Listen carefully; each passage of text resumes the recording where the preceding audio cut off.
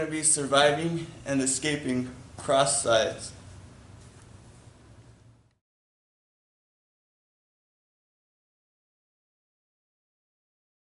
Alright, we're going to be in cross sides bottom. So you like to have your foot on your knee, or just this. The important thing is that this leg is touching your training partner that's on that side of you. So this leg touching them, it serves two purposes. It's your ticket out of there, and if you're touching their hips, you can read their mind in jiu-jitsu. Everything starts at the hip. So that's what I tell myself when I'm in bottom cross sides. Just touch that leg to them, and you're going to know exactly what they're doing. And then you want your hands, kind of like in mount, elbows against your bodies and hands by your face. Again, we don't want to cross here and get gift wrapped.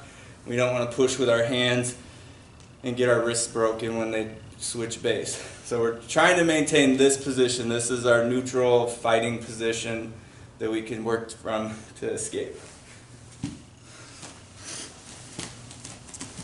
So, can you see my knee? Yeah. So, to elbow escape, I just need to get this knee in front of Jerry. So it's only, if you can see it, it's only like 3 or 4 inches from being in front of his hip. So that means if I move my butt 3 or 4 inches away, it'll be in front of his hip. So all I need to do is move my butt away, bring my knee in, and then once I can push with my knee, just like I said in mount, once we can push with a leg, we can push with our hands. So my shin is pushing him, and then I want to push my head away from him. And now he's like a mile away from cross sides because I changed the position of my head.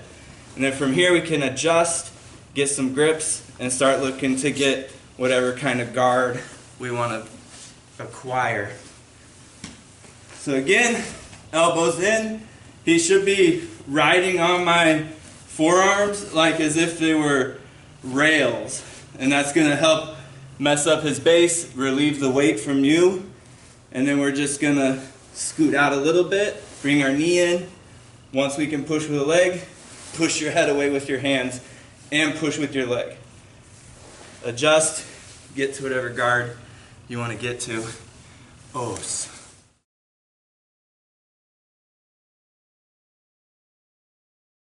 So the main fight of this position is going to be keeping your hands protecting your neck, and he's going to be trying to isolate your arms. So one thing he'll do is he'll walk around your head and change positions. So typically when he does that, if you're not paying attention, go ahead. Your hand's going to get separated and keep going. And then as he comes through, I lost my left arm and my right arm is crossed over. So as he does that, we're going to want to kind of make little adjustments, and I just call it bump and wiggle. So go ahead. So he's going, my arms, I'm starting to lose my right arm, so I bump and push my arm through. And I just keep bumping and wiggling to get room. When I lift him up, as he comes down, it gives me a chance to move my arms when he's light. So even if my arm got over here, which is real bad for me, if I bump and bring my arm in, that's the fight in cross sides, is bump and wiggle and trying to fight back to that neutral position that you can fight from. Os.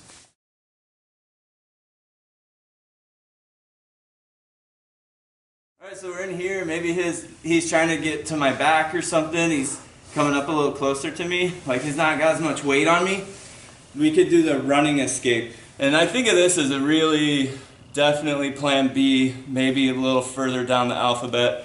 I wouldn't just go for this right away, but maybe he's trying to force me onto my side, or he's made enough space that I would want to do this. So it's the real important thing with the running escape is that I get my legs away from him and that I drop my inside arm to block the hook. So normally he could just snake his left foot in there to get that hook. I do this to people all the time when they forget to drop their arm. But if I drop my arm here and he goes to bring that hook in, I end up grabbing his leg. And if I drop my head back and get my head above him, I can start looking to get a reversal. So we're in here. I'm not doing so good. Maybe he brought his hand to block my leg here so that I couldn't elbow escape. This would be a time I might running escape. So get your legs away a bit, drop the hand, and then you're trying to get your head back to get on top. If I leave my head here, I might be able to pull his leg and get on top, but if I miss it and he gets around to the side, then I could be in pretty big trouble. So try to drop your head back and get the leg. Os.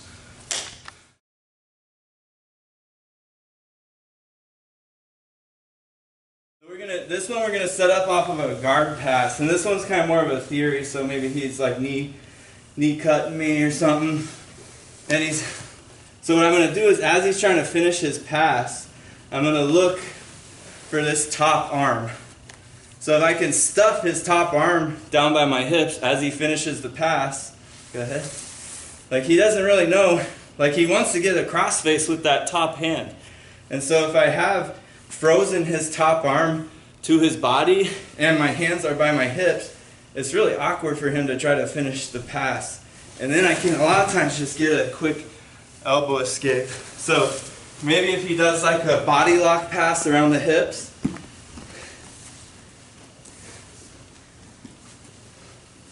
so he's there, he's passing, I'm just going to block his top arm. Go ahead. So I'm just pushing his top arm down, the top arm being the one that he's going to want to cross face me. So go ahead, finish your pass.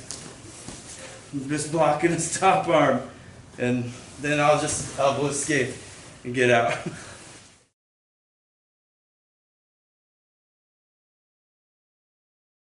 Alright, so we're getting our guard passed, and then before he settles into the cross sides, go ahead. I'm just going to try to turtle and roll. If I keep rolling good, he's probably going to land back in my guard.